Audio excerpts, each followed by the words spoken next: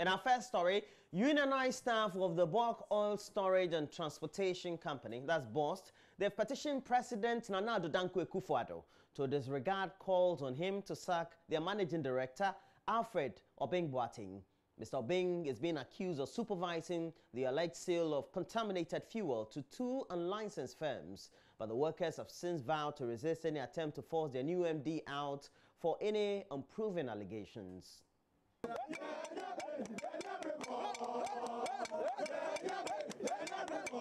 Unionized staff of the Bulk Oil Storage Company wants President Akufo-Addo to intervene in what is turning out to be an attempt to implicate the BOST board in the sale of contaminated fuel to unlicensed firms. At the press conference addressed by Secretary of BOST, unionized staff Godfred Newton-Amo, they declared their unflinching support for the Managing Director Alfred Obeng. The unionized staff of BOST are solidly behind the MD because we believe the agreed selling price, i.e. 1 cedi 30 pesos, is very competitive. We wish to establish that the stakeholders were consulted in the processes leading to the sale of this product, that is Ghana Revenue Authority. We believe that this misinformation is a deliberate attempt to destroy the integrity of the MD, and most importantly, stop the MD from going ahead with the ongoing probes into numerous malfeasance in the past contracts.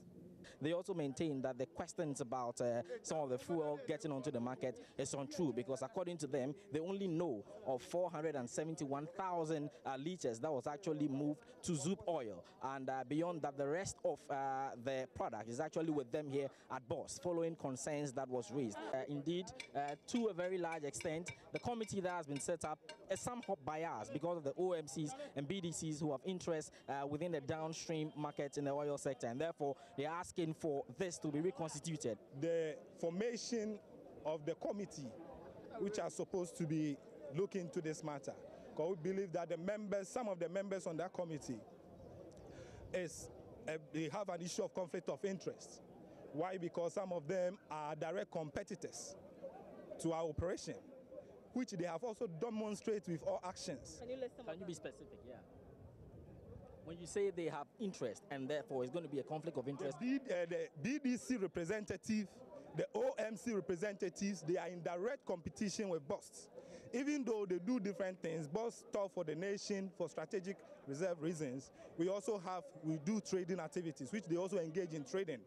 So that aspect, which they have demonstrated over time, that they wish BOST stop that side, it is worrying that these people are also on the committee. The secretary added that the ongoing brouhaha regarding contaminated fuel is merely a tactic to prevent the new managing director from uncovering rot under the previous BOST administration. As we speak, a contract concerning the construction of our head office was $39 million dollars.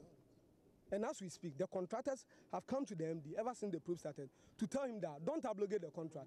We are ready to reduce it by 19 million. Yes. So why would any contractor take such a risk if due diligence was done? Is this not a mere face-saving mechanism in the wake of all this brouhaha asking for him to be It is not. We only want the Ghanaian people deserves better, and they deserve the truth, and it's the truth we are telling you. Thank you very much. Some members of parliament are also calling on the Speaker, Professor Michael Quay, to establish an independent committee to investigate claims that some 100,000 Ghana cedis was offered to Parliament's Finance Committee by the National Lottery Authority. They say this is the only way Ghanaians could be sure that nothing untoward happened in the said transaction, whilst the National Lottery Authority says the amount was meant to push MPs to pass the NLA bill. Members of the committee have insisted it was a deserved allowance. A member of Parliament's Constitutional and Legal Affairs Committee, Roxin Dafiamopo, says the issue needs to be probed further. A 25-member committee, together with clerks to the committee and other administrative staff. And if they are sharing 100,000, it comes to about 4,000 cedis. If I'm a member for Bolga Central or Bolga, and you are asking me to travel to Akosombo during recess when I'm supposed to be touring my constituency, you have to bear my transportation. And if I'm using a V8, a Land Cruiser, my fuel from Akosombo to Bolga and back will be in excess of 5,000. What is left for about 2,500? I'm not trying to justify, but we must interrogate the circumstances. It's not as if one single person got 100,000 and pocketed it. So sometimes we must be fair. You see, increasingly things like this dent the image of this honorable house that some of us have just joined, and we are seeking to make our mark. So you think that an amount that's too small to the extent that we shouldn't even be bothered Not about expending resources? It's not about the smallness or bigness of it. It's not about the smallness or how large it is. But it's about the circumstances, how much was given to each committee member. When you look at that, then you see that it is not as gargantuan as you may want to put it. It's not as if one person got 100,000 and pocketed it just to make laws. But that is the perspective. What was the cost of transporting the people to Akosombo? Who bore it? So I am all for the inquiry. So this will be my preliminary remarks. Just the final bit on that. The conversation has been that it's about time that UNPs stop taking money from MMDAs that would want to push through one bill or the other, or in quotes, the lobbyist groups to do what they want, because then you don't end up serving the interests of the public. What do you say to that? You see, we run a system where MPs don't support bills. We don't have private members' bills. Bills are always sponsored by MMDAs. I'll give you an example. But when it gets here, you need to approve or shoot it down. No. I don't think that at the time that they went to consider the bill, I'm sure it must have been referred to them by the Speaker of the House, to the Finance Committee to consider. But I want to cite an instance. The government, for instance, of the day is anxious of introducing a bill to be enacted into law for the Office of the Special Prosecutor to be created. The bill has been drafted, but as you may be aware, the sponsors of the bill, which is the Aegis Department, they are holding seminars, consultations, they are holding stakeholder consultations on the bill, and these are done at seminars. Are they paying the experts that are speaking to the bill? Are they giving them per diem? It is a practice in the public service. If as a country we want to take a decision and abrogate this practice and cancel it out, I am all for it. But public servants, if for instance I am a teacher, at the end of 3 months I'm supposed to go on vacation, but the school calls me back to come and conduct vacation classes for the students and I'm giving a per diem, I don't think it is out of place. So it is the same analogy that must be played out here. So I am for the inquiry to be conducted, but we must criticize the practice as a people, and not because an MP who is supposed to be on recess is recalled, and if he's given per diem for his petrol and other ancillary expenses, we are up in arms against them.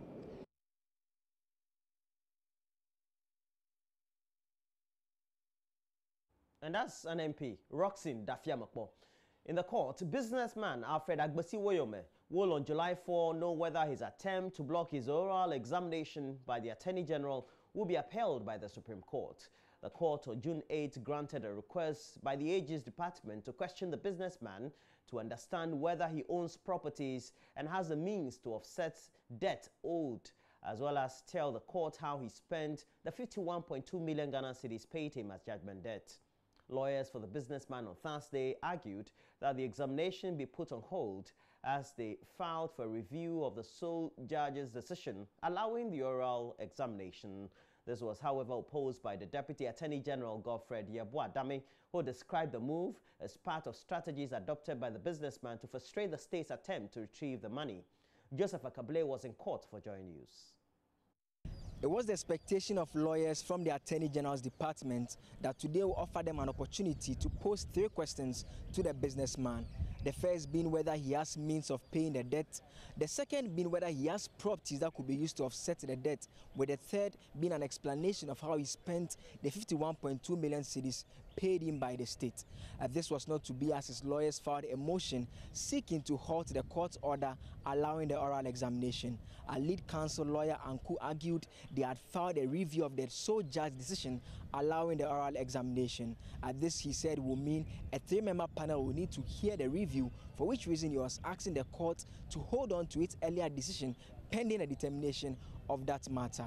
This was opposed by Deputy Attorney General Godfred Yeboah-Dami, who made his first appearance in court today. He argued that this forms part of ploys devised by the businessman to delay execution of the court's 3-year-old judgment allowing the state to retrieve the money from the businessman. He argued that if the court denies the request for a stay of execution, there is no damage that will be suffered by the businessman, for which reason the court should go ahead and halt its proceedings. Justice Benin, who is the sole judge who gave the order, whose order is being reviewed currently, except July 4 to rule on the matter. Now, what this means is that on July 4, the nation will know whether this planned oral examination will take place or the court will decide to hold on to it. And this is not the first time the state is making such an effort. A former Attorney General Martin Amidi also initiated a similar process, but clearly all eyes will be on the Supreme Court on July 4. Reporting for Joy News, Joseph Akable, Accra. The Electoral Commission of Ghana has lauded the efforts of faith-based organizations in the 2016 elections. At the launch of a report on the role of the interfaith platform in the presidential and parliamentary elections, Chairperson of the Electoral Commission, Charlotte Osei, highlighted that the involvement of these religious bodies in the electoral process strengthened democracy in Ghana.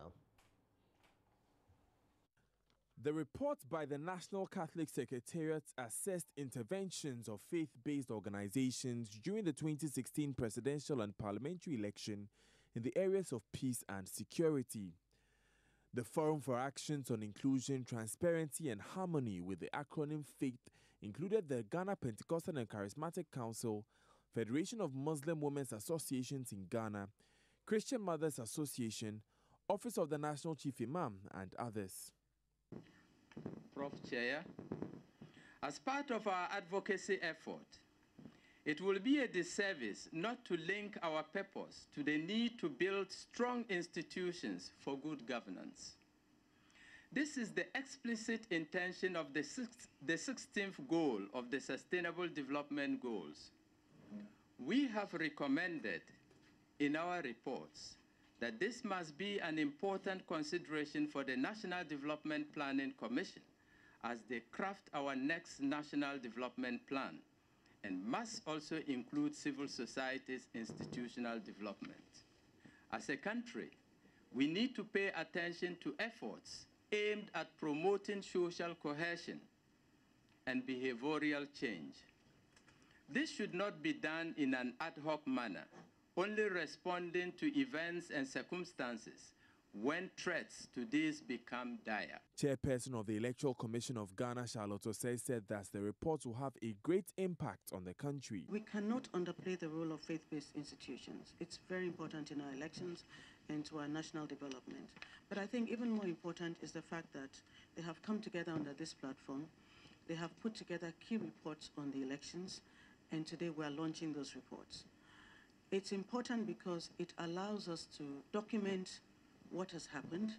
It allows us to learn from maybe wherever we may have fallen short, and to start working on how we can improve it, and also to learn from the things we did well and see how we can sustain those.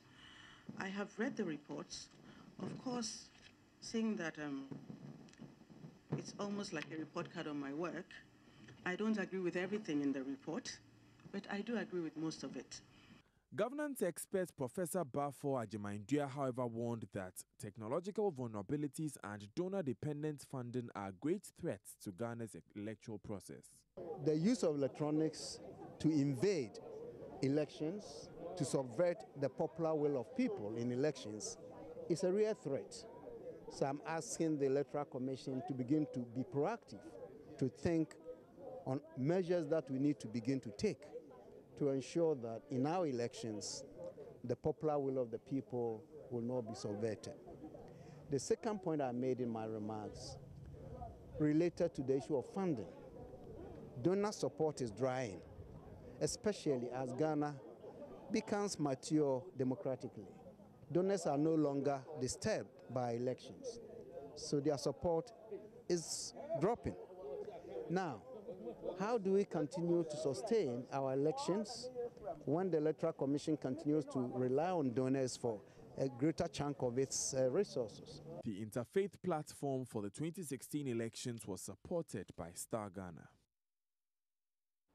Well, let's look at this. I'm sure it will give a lot of joy to a lot of you who went to Prempeh College, because the college, Prempeh College, has earned a year's worth of bragging rights as a winner or the winners of the 2017 National Science and Maths Quiz. This will bring the tally of trophies for the Ashanti Region School to 4, second only to rivals Presbyterian Boys Secondary School, Legon here in Accra, who have won it 5 times. It was a close shave or a contest for Prempeh College, who won with just 2 points ahead of the St. Thomas Aquinas School in a nerve-wracking riddled session. Joy News' Maxwell Agbagba was there and has more.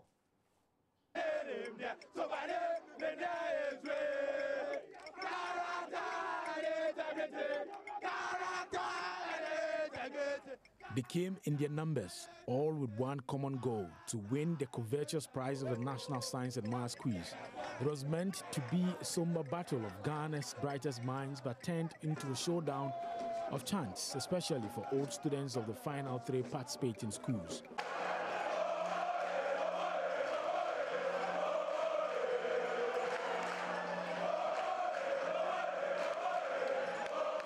Tensions began to rise. The songs faded away into silence as old boys and current students of participating schools sat on tenterhooks watching contestants trying to answer questions posed by quiz mistress Dr. Elsie Kaufman.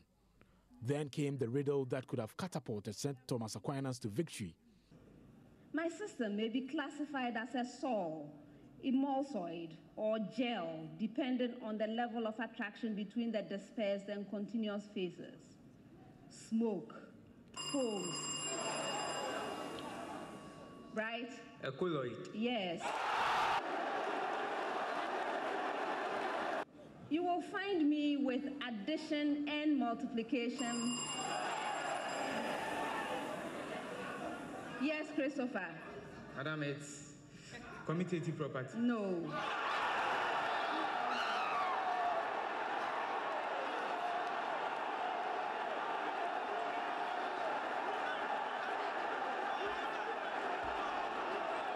But bad luck was on the side of Prempeh College.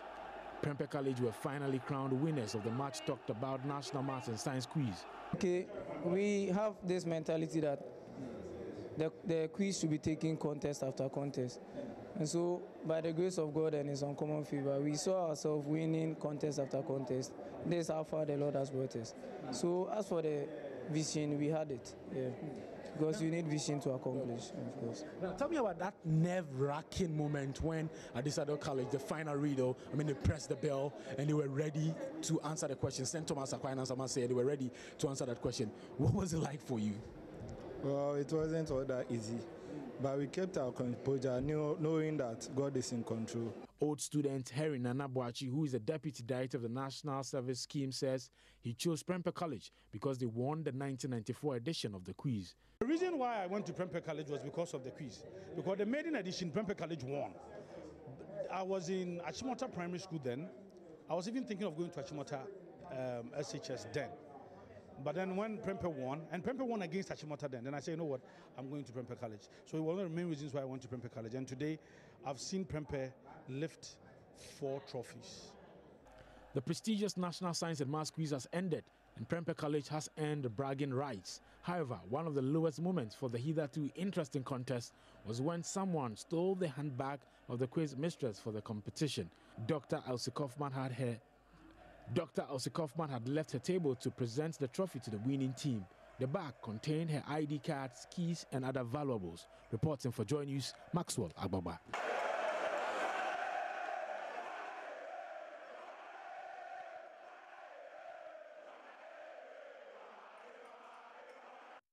Charlie students, they can worry Walla ilala. Vum yazo. Babu yada. So next time at school be there.